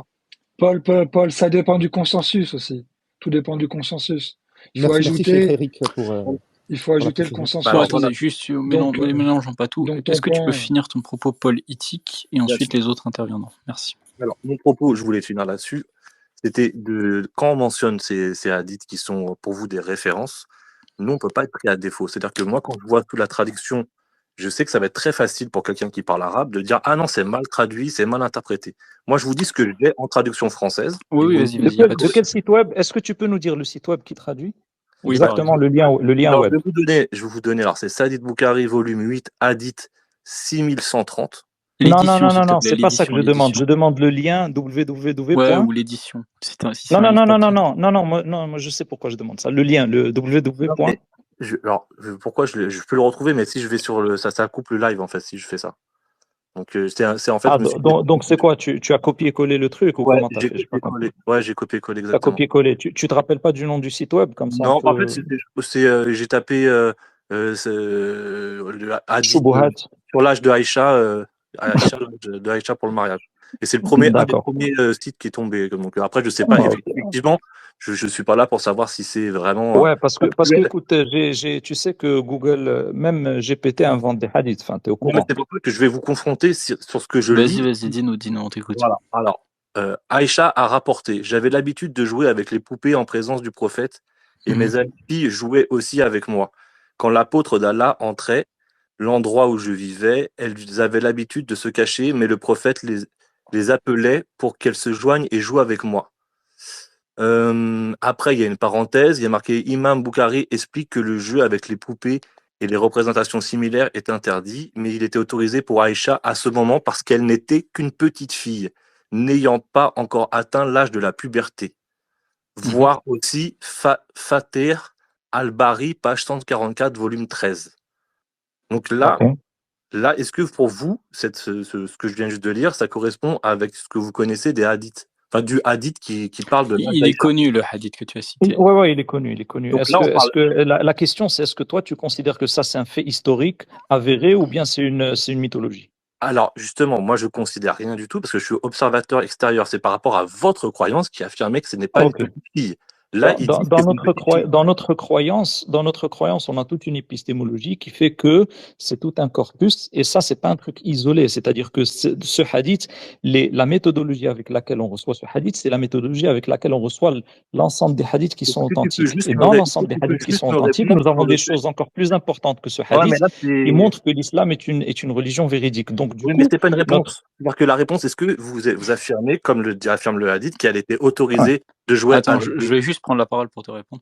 Simplement, bon, déjà, si tu avais écouté la discussion depuis le début, puisque tu as relevé visiblement ce qu'on a fait à Fares Aposta, mais si tu avais écouté un petit peu avant, on a dit que le critère chez nous, c'était pas la puberté. Donc, déjà, si c'était le cas de la puberté, ça n'a pas de sens. Non, justement. Et moi, j'ai pas fini. Je sais très bien que vous avez parlé du fait d'être en capacité. Et après, je voulais rebondir là-dessus. Oui. Alors... Là, je parlais d'une chose concrète, c'est que vous disiez que c'était pas une petite fille. Tout le monde disait d'accord. Non, attends, une petite parenthèse. Moi, j'ai des filles dans la famille qui ont 14, 15, 16 ans qui jouent aux poupées. C'est quoi le problème? Non, là, on parle dans le hadith, il était autorisé pour Aïcha à ce moment parce qu'elle n'était qu'une petite fille, n'ayant pas encore le terme la puberté. En fait, il Très met bien. en, Donc, en fait, il exergue faut le savoir terme qu'en qu'elle était islam, petite. soit on est une petite fille, soit on est une femme. Donc, du coup, quand elle est évoquée dans ce hadith, c'est une petite fille, elle joue aux poupées. Mais jouer aux poupées, c'est pas un indicateur d'être une Alors petite pourquoi fille. vous avez affirmé tout à l'heure que c'était pas une petite fille? Parce que vous avez... Parce qu'il y a Parce que le mariage n'a pas été consommé. Déjà, premièrement, et parce qu'il y a des textes, il y a d'autres textes, et comme il t'a dit, en fait, c'est un corpus. Par exemple, c'est rapporté dans Tirmidhi que Aïcha était une femme. Il dit Fahiya amra'un. Donc, quand tu dis petite fille, en fait, c'est pour ça que nous, on te dit. La référence, Oui, c'est Van dans Reich, la Tirmidhi. Je référence. vais vous la citer juste après que je finis mon propos. Ouais, s'il te plaît. Ouais. Quand j'aurai fini mon propos.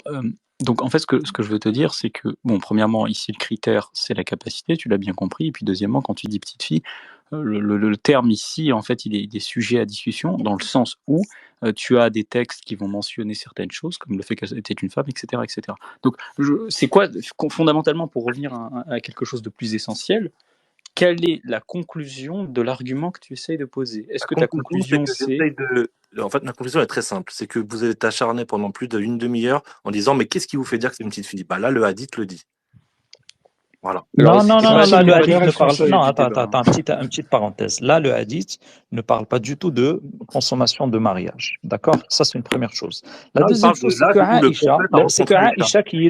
non, la deuxième chose, c'est que Aïcha, qui est le cheval de bataille d'un certain nombre d'apostats, ne s'est jamais plainte de cette situation alors qu'elle a vécu des dizaines d'années après le prophète sallallahu alayhi wa sallam. Elle aurait pu tout à fait se plaindre et apostasier, sortir de l'islam et dire que l'islam m'a oppressé, opprimé, etc. Pourtant, elle a été parmi les personnes qui a fait le plus de Bah, c'est savoir. intenable comme position. Non, ça, c'est attends, intenable je comme termine position. le propos. Ça a été l'une des personnes qui a le plus prêché l'islam après la mort du prophète sallallahu alayhi wa sallam. Donc, du coup, cette personne que les apostats utilisent pour soi-disant soutenir un système de valeurs qui, de toute façon, eux, ils n'ont pas dans un référentiel postmoderne de système de valeurs. Leur système de valeurs est un système muable qui n'a aucune base essentielle, fondamentale, solide. Et donc, en plus de cela, ils utilisent une personne qui, de toute façon, dit et a vécu l'inverse de ce qu'ils disent. Donc, non seulement on a une incapacité et une incohérence dans la méthodologie, la méthodologie et l'épistémologie, mais en plus de ça, on fait dire dans la bouche de quelqu'un la chose que lui-même n'a pas dite et il a dit l'inverse et vécu l'inverse. Donc, comment Moi, j'ai repris vos propos, docteur. J'ai repris vos propos qui affirmaient qui vous dit que c'est une petite fille. Là, c'est mentionné quand elle avait 6 ans. Non, cette question, non, moi je parle de la consommation. Moi je parle pas du mariage. Elle s'est mariée. Donc, on peut se marier, les petites filles peuvent se marier. Donc, à 6 ans, on peut marier une petite fille. Est-ce que les coachs me permettez pour la réponse à ce hadith directement, tout de suite, on va couper court. Oui, c'est pas la parole du prophète sallallahu alayhi wa sallam, c'est Ibn Hajar. Alors, je voulais monter juste pour ça. السيدة عائشة رضي الله عنها مدة تصل ل5 سنين وهي غير بالغة في صحيح عائشة قالت كنت ألعب بالبنات عند صلى الله عليه وسلم. En substance, ici, elle avait 5 ans, c'était avant qu'elle se marie avec lui, elle était encore chez son père Abu Bakr Siddiq. Donc ici, c'est pas quand elle s'est mariée, elle avait 5 ans la petite, d'accord? Eh ben, j'entends bien. Moi, que je refais juste remarquer à l'auditoire. Mais c'est écrit où ça? C'est écrit où? C'est écrit où? Remarquer à l'auditoire que quand vous... Alors attendez, parce que là, ça part un peu dans tous les sens. Donc il y avait Misanthrope qui était en train d'exposer sa réponse, sa réfutation. Donc vas-y Misanthrope, je te laisse terminer. Et ensuite, vous pourrez rétorquer Paul ou Eric. Et même Matteux qui lève la main ici présent. Donc vas-y Misanthrope. Merci à vous. Donc, je lisais le hadith cité précédemment par Paul Politique, pour le coup, est un hadith qui se réfère dans Sahihain, que Ibn Hajar explique par ailleurs, c'est là où il a été le chercher. C'est dans Bukhari ou Muslim, il est authentique, mais ce hadith-là démontre que Aïcha jouait à l'âge de 5 ans. Et donc, c'est pour ça qu'Ibn Hajar l'explique sur le fait de pouvoir être jeune avant le boulour, avant d'arriver à la puberté, qu'il n'y a pas de mal à jouer et même avec des poupées. En substance, il est dit dans le hadith exactement qu'à ce moment-là, elle avait 5 ans, et elle n'est pas quoi? Elle n'est pas, elle n'a pas l'âge de la puberté. Donc, ceci réfute, si vous voulez, votre point en argument en disant, en gros, que c'était une fille, une petite fille, et qu'elle serait mariée avec lui. Non. Ici, elle vit chez son père, donc le meilleur ami du prophète sallallahu alayhi wa sallam, donc Abu Bakr Siddiq, et donc voilà, c'est juste pour réfuter ça, Ici, bien elle n'est pas compris. une petite fille. Voilà, J'ai bien merci. compris. Je vais me permettre juste de répondre et après je vais laisser la parole aux autres. Moi, parce que là, ce que vous avez dit, en fait, c'est qu'entre l'âge où elle était chez son père, donc Abou Bakr, elle avait 5 ans, quand il y a eu les premières visites du prophète des musulmans. Il n'y a pas de souci. Donc là, parce qu'effectivement, ils disent elle jouait avec des poupées. Juste après, j'ai relevé un hadith du livre 08 numéro 3311 du Sahih Muslim. Aïcha a rapporté que l'apôtre d'Allah l'a épousée quand elle était âgée de 6 ans et qu'elle a été amenée dans sa maison comme épouse quand elle avait 9 ans et ses poupées étaient avec elle à ce moment-là. Et c'est dans le hadith. Donc moi, ce que je relève, c'est que un enfant pour vous qui a 5 ans, un an après, c'est plus une petite fille, elle est en âge de se marier. Donc l'exemple que je vous donne, excusez-moi, juste permettez-moi. sans Juste être un truc. coupé, Non, sans être coupé, permettez-moi. je finis. Attendez, Vous avez chacun répondu au son point. tour. Attends, je Voilà. viens. Attendez, parce que moi, je est-ce vais que ça laisser implique. finir les gens. Si c'est possible, moi, je finis mon propos et après, je coupe mon Ouais, juste micro. Paul, Voilà. est-ce que les poupées, c'est pour toi un signe d'infantilité ou pas? Alors, Oui. non, mais Ouais, c'est par marrant contre, parce pose une que, question. oui, alors, je vais vous dire, c'est oui et c'est non. C'est une réponse qui peut avoir oui et non. D'accord, Alors, parce que moi j'ai un livre, si tu veux, un livre d'un historien qui traite de l'usage mais des, c'est comment marrant ça de me s'appelle, des couper, en fait, bibelots, de me couper dans mon des jouets, développement. Mais etc. non, mais à vous, l'âge adulte en France. ouais, mais vous me C'est-à-dire que là, coupez dans dans mon ton pays, développement. Ouais, mais alors vous, tu peux finir, on peut arrêter Mais de m'interrompre, s'il vous plaît. dans l'Antiquité On peut tardive, arrêter, dans l'Antiquité on peut arrêter tardive, on peut arrêter de m'interrompre. mais non, il n'y en a pas, Est-ce qu'on monsieur, peut il n'y en arrêter a de pas. m'interrompre? mais c'est vous qui m'interrompez au début. C'est-à-dire que Non, vous non, n'avez non, pas fini non, mon raisonnement. justement. À chaque Je fois dis que vous. simplement que si ça t'intéresse, je Non. t'offre je te conseille un ouvrage qui traite justement de l'usage des jouets, des bibelots et de progressivement l'évolution culturelle sur ce sujet-là Au en Moyen-Âge, Occident. Mais dans D'accord? l'Antiquité Mais tardive, c'est dans comment ça, l'Antiquité l'Antiquité tardive? tardive. Là, on parle au d'en France. 7e siècle. Son Donnez argument, vos alors c'est simple. sources, Non, mais donnez vos sources. attendez, enfin, parce que là, ça fait plusieurs fois que je vous rappelle à l'ordre, en particulier vous, désolé Eric Maes, mais voilà, essayez de ne vraiment pas interrompre votre interlocuteur. La discussion est très intéressante. Donc là, Séphira, je te laisse la parole et ensuite ce sera Paul qui va rétorquer. Merci. Donc, pour être simple, l'argument qui consiste à dire je joue avec des poupées, je suis un gosse, est factuellement et historiquement faux, car des historiens ont écrit des livres sur l'usage et l'évolution progressive des jouets et de l'association des jouets à l'âge, à ce qu'on appelle l'enfance, alors que jusqu'à une période très récente, des adultes, il était accepté socialement et culturellement que des adultes jouent avec des jouets. Donc ça, c'est un fait historique. Si Monsieur Maes pense pouvoir dire que ça ne traite pas de l'Antiquité tardive, c'est à lui la charge de la preuve de dire que dans l'Antiquité... Mais non, c'est à vous de le prouver, cher ami. C'est à vous. la charge de la preuve de prouver que dans Pas l'Antiquité... d'analogie intemporelle. C'est à vous Pas la charge de la preuve de d'analogie prouver que dans intemporelle. l'Antiquité tardive, en Arabie, il était socialement pas accepté que de jouer avec des poupées pour un adulte. En l'absence de preuves, et vous n'aurez pas ces preuves, moi j'ai prouvé qu'il y a bien au moins une époque et un contexte social et culturel dans le pays dans lequel on parle, donc c'est-à-dire la France, qui implique qu'il était socialement acceptable de jouer avec des jouets à l'âge adulte. C'est tout ce que j'ai dit. Merci. Alors, vous n'avez pas écouté ce que j'ai dit juste avant. Dans le Bukhari Sahih, volume 8, hadith 61-30, il est écrit « Le jeu avec des poupées et des représentations similaires est interdit, mais il était autorisé pour Aïcha à ce moment parce qu'elle n'était qu'une petite fille. » Donc déjà, si vous... Ok, Allô, attendez, s'il vous plaît, s'il vous plaît. Attends, juste, est-ce que On a compris. Non, mais c'est très important, parce que là, tout le justement... temps. Oui, mais Paul, en fait... Vas-y, finis, je vais répondre. Parce que moi, chaque fois, je vous laisse me couper, je vous laisse finir votre propos. Moi, je parle 10 secondes, on me coupe. Donc, au bout d'un moment, moi, je vais finir par comprendre que ce que je dis, ça dérange et qu'on me laisse pas aller au bout. Parce que c'est ce qui se passe à chaque fois. Tu déranges personne, Paul. Vas-y, fais ton propos. Laissez-moi juste parler sans me couper. Parce que moi, vas-y, fais ton vous interférez, je vous laisse finir.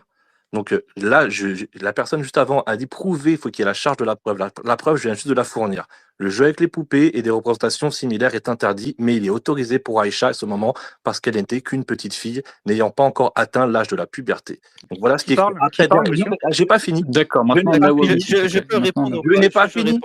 Je n'ai pas fini. Donc ça va pas durer longtemps, ça va durer maximum 30 secondes, voire 45 secondes. Donc si vous me coupez, ça va être inaudible. Dernièrement, ce qu'il y a derrière tout ça, c'est que je remarque juste qu'il y a une demi-heure, vous étiez sur une personne en train de dire il faut prouver que c'était une petite fille. Dans ce hadith, c'est prouvé, c'est écrit que c'est une petite fille au moment où elle s'est fait Non, c'est violer. pas exactement ce qu'on a demandé. Attendez, Au laissez-le moment C'est où pas finir. ce elle qu'on a a demandé. Laissez-le Aïcha finir. a Laissez-le finir. rapporté que l'apôtre d'Allah l'a épousée quand elle n'était âgée que de 6 ans. Elle a apporté ses poupées chez elle quand elle avait 9 ans. Alors moi, Ok. je dis Et qu'est-ce juste qu'on a qu'à demandé? l'époque, Attendez, Est-ce laissez-le que, finir. Laissez-le attends, finir. docteur Mohamed, je suis fini, je vais Fini, répondre, fini. mais Inch'Allah. en Vous fait, n'êtes vous pas... me coupez, donc Non, c'est... parce que là, il nous fait dire des Finis choses ton qu'on n'a propos, pas finis dit. ton propos. Vas-y, vas-y, vas-y. Oui, en fait, il répète le hadith. On a Non, mais, compris, Paul. Est-ce qu'on peut mais répondre vous sur aussi, le on a hadith, compris s'il hein, te quand plaît? vous avez répété ça. Bon, je vais pas me répéter 1 milliard de fois. Quand on dit que quelqu'un doit finir, qu'il finisse, et les autres vous interviendrez quand on le dira, parce que sinon c'est pas audible du tout. Puis tout à l'heure vous êtes sur le même propos et en plus vous avez répété. Donc là, politique, tu finis ton propos de façon concise. Ensuite c'est Nawawi, s'il te plaît. Comme ça on va aller plus vite. Voilà. Merci. En fait, le souci qu'il y a, c'est que tout à l'heure, vous demandiez des preuves concrètes. Quand on vous les fournit, ce qui se passe derrière, c'est que vous réfutez.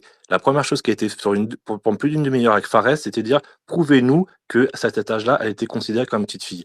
Là, c'est prouvé par les 2 hadiths que je vous ai lus qu'à cette période-là, elle jouait et qu'on lui permettait de jouer parce que c'était une petite fille. Et que même après, quand elle a été mariée, dans le hadith que je vous ai dit juste après, le musulman, elle a été amenée dans sa maison comme épouse quand elle avait 9 ans et ses poupées étaient avec elle. Voilà. Donc là, c'est quand même très clair Ok. dans le hadith. C'est pas ce qu'on a dit. Est-ce que tu as fini ton propos politique, oui ou Alors, non? je vais finir juste par une chose, c'est que Finis, ouais. derrière, sur l'égalité, après, bon, ça c'est notre débat, quand on parle d'égalité, on ne parle pas d'égalité physiologique, mais d'égalité de droit. C'est ça aussi, il faut faire la nuance. Tout à l'heure, j'ai vu qu'il y avait un problème de débat, parce que Fares, malheureusement, c'est un peu embourbé là-dedans. Quand on parle d'égalité dans le droit commun français, c'est pas l'égalité physiologique. Ça sert à rien de dire Attendez, que Paul, un homme et une femme... je me permets de vous interrompre parce qu'on va essayer vraiment de se focaliser sur un sujet. Donc là, vous avez terminé Ouais, votre exactement. réponse à l'argument. D'accord. Là, c'est Nawawi qui reprend. Juste, Vas-y, Nawawi. juste Alors un maintenant point. c'est Nawawi, Je réponds, la parole est à attends, Nawawi. docteur Mohamed, je réponds. Vas-y, Non, Nawawi, parce qu'en je t'en fait, prie. 30 secondes, Le hadith, parenthèse technique, parce que là, il nous a fait dire ce qu'on n'a pas dit. Il nous a fait dire qu'on lui a demandé de prouver que Aïcha était une petite fille quand Ce qui elle n'était s'est pas le mariée. cas, Ce oui. qui est T'as faux, pas ce qui suivi n'est la pas discussion. du C'était tout pas, le on n'a cas. pas demandé ça. On lui a demandé de prouver que Aïcha était une petite fille quand elle est allée chez le prophète sallallahu alayhi wa sallam. Et donc, en fait, il a fait une belle confusion que personne n'a vu passer. C'est qu'il nous a fait un bel homme de paille, celui On l'a très de bien vu. prouver que Aïcha n'était pas une petite fille quand elle s'est mariée, ce qui est totalement faux. Donc, en fait, Paul, ce qu'on te demande de prouver, c'est que Aïcha était une petite fille quand elle est allée chez le prophète sallallahu alayhi wa sallam à 9 ans. Vas-y. Alors là, c'est la parole à Nawawi. Juste Vas-y, Nawawi. sur le hadith qu'il cite, toute personne peut regarder sur sunna.com, Bukhari numéro 6130.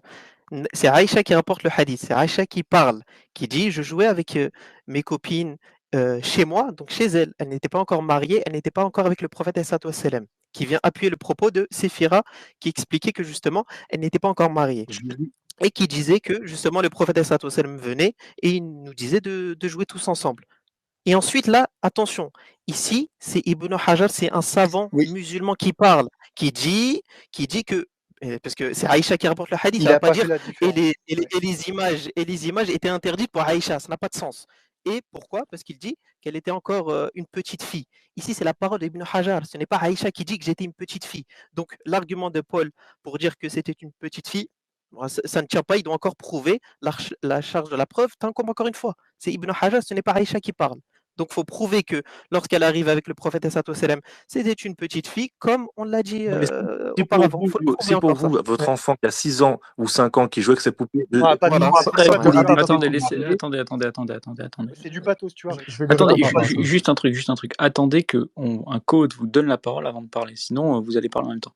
Donc là, je vais donner la parole à Misanthrope qui levait la main depuis tout à l'heure. Donc vas-y Misanthrope, on t'écoute. Oui, barakallahu fik, Rasses.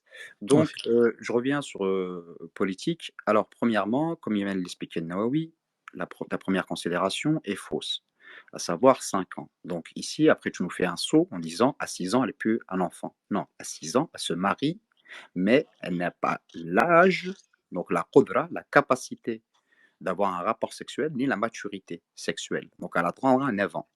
Ça, c'est la première des choses. Donc, votre argument tombe à l'eau. Le deuxième qui consisterait à dire, c'est parce qu'elle a emmené ses enfants avec ses jouets avec elle, enfin ses poupées pour le coup, avec elle, c'était pour jouer, ça, il faudrait le prouver. Donc, en connaissant très bien ce qui est de l'ordre du ludique et de l'ordre du fétichisme ou du nostalgique. Des gens qui sont adultes et qui ont encore leur doudou, des choses comme ça existe et c'est bien connu, répertorié. Et là-dessus, d'ailleurs, c'est très intéressant ce qu'il a dit Séphir par rapport à ça. Donc cette considération de faire un saut comme ça intellectuel entre l'âge de 5 ans et l'âge de 9 ans parce qu'elle a juste apporté avec elle des jouets et prétendre que c'est une considération ludique à l'âge de 9 ans alors qu'elle était à 5 ans, ça, c'est à vous de le prouver. Et ici, il n'est pas du tout, on n'a rien du tout là-dessus. Voilà, merci. Barakallah. Alors maintenant, je vais prendre la parole moi-même. Je vais intervenir. Ouais, je te donne la parole. Je fais juste un point et je te donne la parole tout de suite, Séphir. Alors déjà, la manière dont tu as retranscrit le débat politique, c'est à la limite